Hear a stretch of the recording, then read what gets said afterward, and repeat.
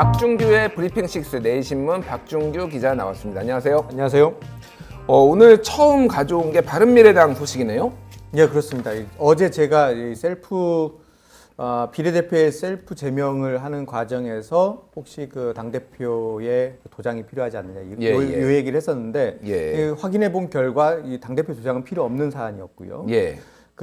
하지만은 바른미래당 같은 경우에는 윤리위를 거쳐야 되는 그 과정이 있었어요. 윤리위원회를 거쳐야 된다. 그렇죠. 윤리위원회에서 이 사람이 제명할 만한 충분한 근거가 된다는 것을 확정지어서 결론을 내줘야 그걸 가지고 의원총회에 가서 투표에 붙일 수 있다는 거죠.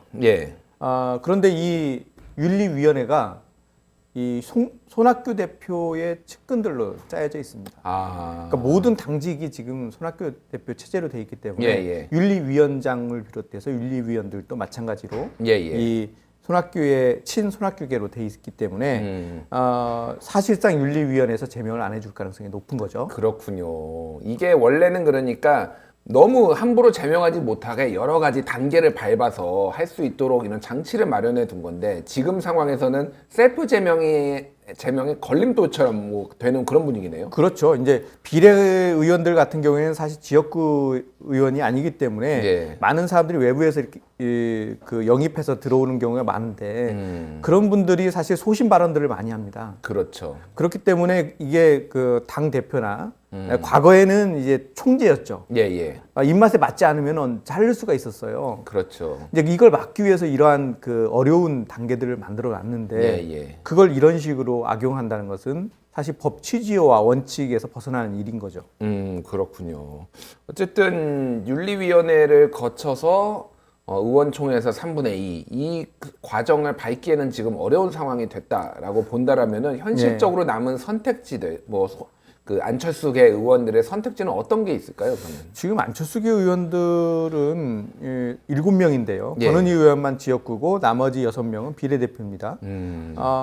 아마도 권은희 의원은 자기의 의지에 의해서 쉽게 옮겨갈 수 있을 것 같고 비례대표 의원들은 신당이 출범을 하면 그때의 이제 배지를 빼고 갈지 그때 여부를 아마 판단할 것 같은데 지금도 비례대표들 중에 13명의 비례대표들 중에 두 분은 적은 바른미래당에 있으면서도 각각 한 명은 대한신당, 한 명은 민주평화당에서 활동을 하고 계시고 당직도 갖고 계십니다. 그렇다고 보면 안철수 신당에 갈 안철수계 6명도 같은 방식으로 할 가능성도 배제할 수는 없습니다. 바른미래당에 있으면서 바른미래당에 있으면서 저쪽에서 활동을 하는 방식으로 참 이게 한국 정치가 참 우스워지는 상황이네요. 그렇죠. 그렇군요. 지금 탈당을 한 의원들이 몇 명 있는데 대부분은 말씀하신 것처럼 지역구예요. 그러니까 비례의원들은 나가지 못하니까 김관영 의원, 김성식 의원 이런 분들이 있는 거죠. 지금. 그렇죠. 그 이찬열 의원이 먼저 나갔죠. 그래서 오늘 한국당에 입당을 했어요. 자유한국당에 입당을 했습니다. 그렇죠. 그분의 이제 입당하게 된 이유는 민주당의 이 수원갑 자기 지역구를 줄 수 없다. 이런 이유였고요. 본인이 당선될 수 있는 가능성이 가장 높은 그것을 계산해 보니까 역시 기호 2번을 달고 가게 되면은 가능하지 않을까 이렇게 판단한 것 같습니다. 민주당에 가면은 본인이 공천을 받을 확률이 낮아서 그렇게 간 건 아닌가요? 그게 같은 거죠. 본인이 공천을 받기 어려운 그런 가능성도 있고 또 이제 당선 가능성을 봤을 때 여러 가지 것들을 감안했을 때 한국당이 가는 게 좋다 이렇게 생각을 했을 것이고 제가 보기에는 또 한국당이 원래 이분이 한국당 출신이에요. 원래 한국당 손학규 대표랑 같이 탈당을 했었죠. 원래 거기 있었죠. 거기 있다가 같이 나와서 민주당으로 온 거죠. 그렇다고 보면 원래 제 집 찾아간 거죠. 그렇군요. 참 정치인들의 당적은 진짜 언제 어떻게 변할지 알 수가 없습니다. 이런 상황이고 그럼 이제 통합 작업, 대한신당과 민주평화당, 바른미래당 통합 작업은 어떻게 되는 건가요? 일단은 이 손학규 대표 입장에서는 유승민계와 안철수계가 떨어져 나갔으니 이제는 원하는 대로 할 수 있다 이런 입장인 것 같고요. 앞서 말씀드린 대로 비례대표는 못 나가고 또 호남계는 여전히 남아 있어서 본인과 같이 대한신당, 민주평화당 소위 호남계 의원들과 통합할 수 있는 그런 밑바탕이 될 수 있다 이렇게 보고 있고요. 네. 그런 측면에서 이번 주, 다음 주 이렇게 해서 빠르게 통합을 진행한다. 현재 그런 계획은 가지고 있습니다. 그렇군요. 알겠습니다.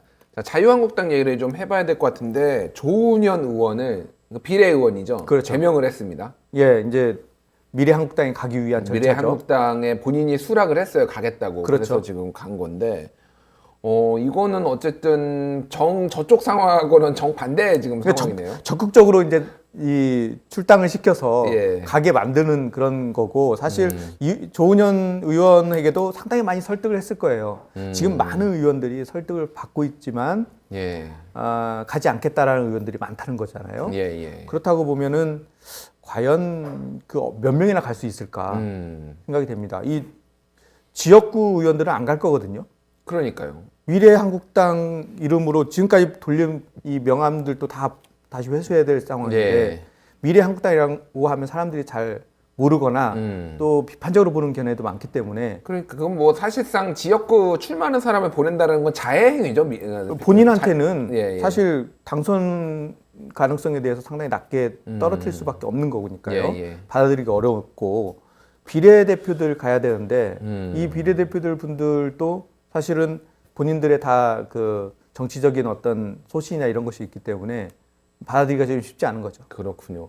조은현 의원 같은 경우에는 뭐 바둑계 뭐 살아있는 전설이다라고 하고 굉장히 많은 존경을 받았는데 과거에 이제 이 정치권에 들어온 다음에 혼자서 할 수 있는 게 별로 없더라 예. 이런 말씀도 하셨어요. 그래서 정계 은퇴하는 이제 이거 끝나고 자연스럽게 은퇴하는 거 아니냐 그런 생각을 했는데 예. 이렇게 적극적으로 이런 뭐 이제 위성정당 활동을 한다라는 거는 어떤 생각을 가지고 있는 건가요? 이분은? 그분은 그래도 제가 그분에 대한 느낌으로 보면 예. 그분은 앞서 말씀하신 그 국회에서 할 수 있는 일들이 상당히 적다. 이 부분에 대해서는 뭐 진심이라고 봅니다. 예, 그래서 예. 앞으로 계속해서 정치를 할 것 같지는 않아요. 그동안 해왔던 의정 활동을 제가 봐서도 뭐 그렇게 적극적으로 예. 재미있게 할 사람은 아닌 것 같아요. 대신 본인이 여기에 당에 들어왔으니 비례대표를 받은 것도 예. 어떻게 보면 혜택을 받은 거라고 생각하고 갚는다는 입장에서 해준 것 결초본 같아요. 결초본 차원에서 지금 해주고 마지막 해주고 나가겠다 이런 건가요? 그 정도의 심성은 가지고 있다고 생각합니다. 아 그렇군요. 참 이게 어떻게 봐야 될지 뭐 은혜를 갚는다라는 게 이 정치 활동에서 어떻게 봐야 될지 참 복잡한 마음이 듭니다. 자 기호 2번 이제 그러면은 만들기가 쉽지 않을 것 같아요. 지금. 그러니까요. 지금 민주평화당, 바른미래당, 대한신당이 합쳐지게 된다면 30석 가까이의 의석을 갖게 됩니다. 물론 예. 이게 순탄하게 진행된다는 전제죠. 예, 예. 그렇다면은 과연 30석 가까운 의석을 미래한국당이 채울 수 있을 것이냐. 상당히 쉽지 않다고 봅니다. 그러게요. 그렇게 되면 한국당의 애초의 시나리오가 좀 깨지는 거예요. 2번을 자유한국당에서는 비례의원을 한 명도 안 내고 2번으로 미래한국당을 만들겠다라는 시나리오가 있었는데 3번으로 밀릴 가능성이 있겠네요. 그렇죠. 그렇게 되면 이제 유권자들이 헷갈리게 되는 거죠. 본인들이 생각할 때는 이 기호 2번은 한국당이든 자유한국당이든 미래한국당이든 똑같이 2번이다. 예. 이렇게 아마 선전을 할 거거든요. 예, 예. 그리고 이 투표 용지에도 두 장을 우리가 봤는데 지역구를 찍을 때 정당 비례대표제를 찍을 때 이 똑같이 2번을 찍으면은 같은 방식으로 효과를 낼 수 있을 텐데 이게 이제 헷갈려지게 되는 거예요. 설명이 어려워지는 거죠. 그러게요. 예. 그러니까 이제 본인들이 계획했던 것과 좀 다른 방향으로 갈 가능성도 적지 않다. 게다가 이제 한국당이라는 이름이 이 두 개 정당만 있는 게 아니더라고요. 이게 그렇죠. 이미 소수 정당 중에 한국당이라는 데가 있더라고요. 많습니다. 예. 한국당도 있고 뭐 미래연대도 있고요. 지금 뭐 현재 상황에서 39개가 등록이 돼 있어요. 등록이 돼 있는데 이름들이 비슷비슷한 게 비슷비슷해요. 많아가지고 정말 잘 모르면은 잘못 찍을 수도 있을 것 같아요. 지금. 그리고 또 지금 새로운 당이 만들어지지 않겠습니까? 예, 합당을 예. 하게 되면 예. 바른미래당 쪽에 진보 진영 제3지대가 그러면 그 이름이 어떻게 될지도 몰라요. 그런 게요. 미래가 들어갈 수도 있고요. 미래가 들어갈 수도 있네요. 진짜 알겠습니다. 황교안 대표 어제도 말씀하셨는데 지금 이게 우유부단한 건지 장고 끝에 악수가 나오는 건지 알 수는 없는데 지금 어떻게 돼가고 있나요? 점점 선택지가 줄어드는 거죠. 계속해서 선관위에서는 여러 가지 이야기들을 하니까요. 그리고 그 전 법제처장 이성현 예, 예. 그 처장 같은 경우에는 황교안을 위한 것이냐 이렇게 뭐 비판적인 얘기를 했다가 또 황교안 대표로부터 그런 말들을 외부로 하는 게 적절하지 않다라는 약간은 비판도 받고 그랬잖아요. 이런 걸 보면 본인이 상당히 위축돼 있는 건 사실인 것 같아요. 그러니까 몰려 있는 상황에서 황교안 대표가 선택지가 많지 않은 거고요. 종로에 갈 거냐 아니면 불출마할 거냐 둘 중에 하나 선택을 해야 되는 상황이 됐어요. 그러니까 현재로서는 불출마 가능성이 가장 높은 거죠. 그런 측면에서. 불출마, 비례도 아닌 불출마. 비례는 사실은 지금 비례를 안 내겠다고 했으니까 자유한국당이. 아니 비례를 하게 되면 혜택을 받는 거죠. 그러니까 소위 꽃가마를 타는 건데요. 앉아서. 물론 비례를 본인이 뭐 상당히 뒷번호, 내가 옮겨가서 미래 한국당에서 뒷번호를 받겠다 이렇게 하면은 얘기가 좀 달라질 수 있을 텐데 그럴 가능성은 없잖아요. 그렇다고 보면은 본인이 최대한 헌신한다, 희생한다는 이 그림을 만들어줘야 되는데 그런 방법은 현재로서는 불출마밖에 없는 거죠. 불출마를 잘 포장을 하게 되면 내가 소위 얘기해서 다 내려놓고 모든 것을 걸겠다 이런 의미로 이제 해석을 하게 만드는 거죠. 황교안 대표가 여러모로 어려운 것 같은데 지금 황교안 유승민 단판도 뭔가 이번 주에 뭐 이뤄질 거 아니야라고 전망들이 나왔지만은 지금 안 되고 있습니다. 일단은 황교안 대표가 자기 지금 앞가름하기가 쉽지 않은 상황인 것 같고요. 그걸 하기에는 그리고 유승민 의원 입장에서는 아주 강력하게 이것을 제안을 할 거거든요. 분명히 이것을 과연 황교안 대표가 받아들일 수 있을 것이냐. 준비가 돼. 어떤 거를 제안? 지분을 얘기하겠죠. 지분이요. 공천에 대해서 일정 부분. 이게 당대당으로 그래서 새로운 보수당에서는 당대당으로 하고 싶어 하는 거예요. 지금 현재 혁신통합위원회에서는 당대당이 아니다. 이건 당과 당의 협의지 당대당 대등한 관계로 이 두 당이 뭔가 합의를 해서 모든 것을 결정하는 게 아니다. 이렇게 이제 제안을 두고 있는데 새로운 보수당 입장에서는 우리는 당대당 통합을 통해서 우리의 지분을 50% 최대 50%까지 받고 싶다. 이런 의중이 있는 거죠. 그렇군요. 그러면은 지금 황교안 대표가 그런 논의를 하기에는 본인 상황도 어수선한 데다가 아직 뭐라고 준비가 안 돼 있다라고 보는 게 맞는 건가요? 일단 그런 의중들이 대략 비치게 되면 본인의 그런 의지가 별로 없는 거죠. 왜 우리가 지금 의석수만 해도 우리가 109석이고 거기는 8석밖에 안 되는데 어떻게 당대당이 되느냐. 이런 당 내부의 생각도 있을 테고 본인도 그렇게 생각할 가능성이 있고요. 그런 측면에서 보면 결과론적으로 봤을 때는 이 유승민 의원과 황교안 대표의 단판 이것이 통합의 어떤 규모나 속도, 방법 이런 것들이 최종적으로 결정될 가능성이 있습니다. 알겠습니다. 다음으로는 추미애 장관 오늘 공소장 비공개와 관련해서 공식적으로 본인이 이제 설명을 했어요. 본인도 설명하고요. 본인은 이제 기자들이 물어보니까 이제 여러 가지 설명을 했습니다. 결과론적으로 봤을 때는 이 피의사실 공포라는 소위 얘기해서 또 무죄 추정 원칙이라는 헌법을 내세웠어요. 그래서 이 법무부라는 곳이 또 형사재판이라는 곳이 이런 절차를 무시해서는 안 된다. 정의를 이룰 수 없다. 이런 원칙적인 이야기를 쭉 했고요. 지금 당에서도 오늘 처음으로 논평을 냈어요. 논평을 내서 이것은 절차를 중시한 내용이다. 그렇기 때문에 이것은 기존에 이야기했던 것과 다르지 않고 충분히 우리가 설득을 이해를 할 만한 그런 수준이라는 그런 논평을 냈거든요. 그러니까 청와대나 법무부 지금 민주당 당의 공식 입장은 거의 동일하게 일치된 걸로 보입니다.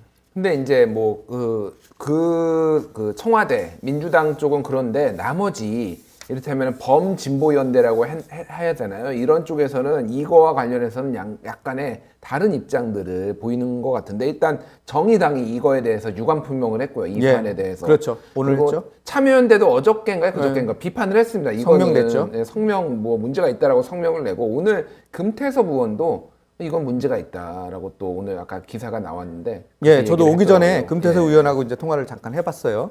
뭐 오늘 기사 나온 내용들 자기가 한 내용 그대로고 금태섭 의원은 생각은 이렇습니다.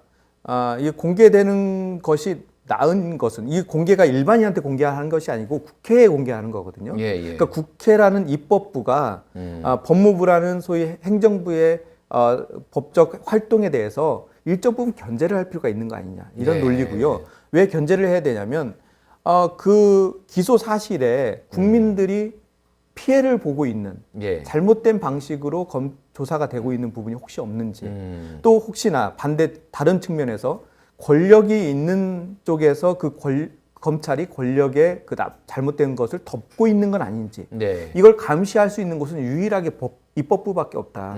그런 측면에서 입법부가 충분히 그것을 받아서 검토를 해야 되는 거 아니냐 예. 이런 논리고요. 그리고 공개 원칙 이 부분은 또 법률적으로도 돼 있는 부분이고 그렇죠. 결과론적으로 봤을 때는 형사 재판이 시작이 되면 어차피 이건 다 공개가 된다. 그렇기 때문에 이것을 미리 국회에 공개하는 것이 문제가 될 건 전혀 없다. 이런 입장인 거죠. 그렇군요. 또 이게 뭐 여러 가지 지금 뭐 논점들이 있는데 추미애 장관이 과거에 이제 의원 시절에 국정농단 사건에 대해서 공소장 공개해야 된다 이런 발언을 한 적이 있는데 그거에 배치되는 것 아니냐라는 얘기도 나오고 있고. 그렇죠. 뭐 노무현 정부 때 시작된 건데 이거를 다시 노무현을 배신했다 뭐 이런 얘기도 나오고 있고 하여간 복잡한 좀 양상이고 전체적으로는 생각보다 우호적이진 않아요. 이게 지금 전반적으로 부정적이죠. 특히나 지금 그 여당에서 입장에서는 지금 현재 상황에서는 이 상황 관리가 되게 중요하거든요. 예, 선거를 예. 2달 앞두고 있기 때문에.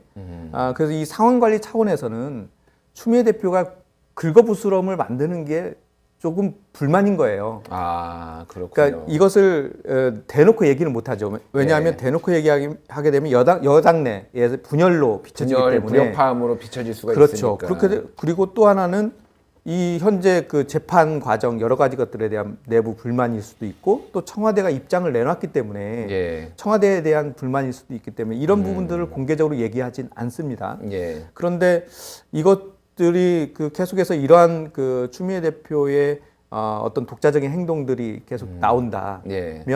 이것은 조금 차단할 필요가 있지 않겠느냐 이런 의중이 민주당 내부에 좀 있는 거예요. 그렇군요. 지금은 선거 시즌을 한 2달 정도 남겨놓고 있으니까 이게 괜찮지만 한 달 전에 좀 이해하기 어려운 행동이 나왔을 경우 이것은 수습이 불가능해집니다. 그렇군요. 그렇기 때문에 지금 조금씩 그런 이야기들이 나오는 게 아닌가 싶습니다.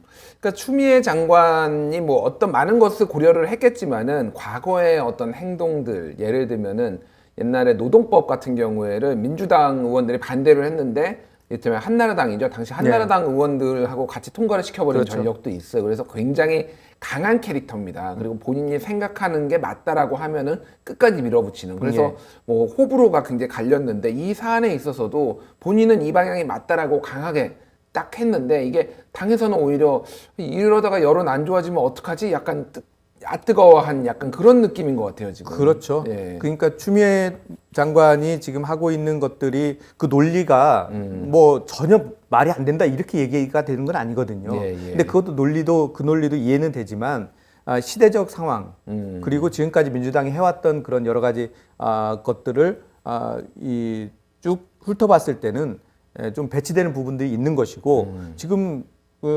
정의당뿐만 아니라 시민단체 또 당 내부에서도 또 당 내부 율사들도 그에 대해 문제 제기를 하고 있다면 좀 그 부분에 대해서는 좀 감안을 할 필요가 있다는 거죠. 그렇군요. 알겠습니다. 이게 뭐 추후에 또 어떻게 영향을 미칠지 한번 지켜보도록 하겠습니다. 지금까지 브리핑 6 내일신문 박종규 기자였습니다. 감사합니다. 감사합니다.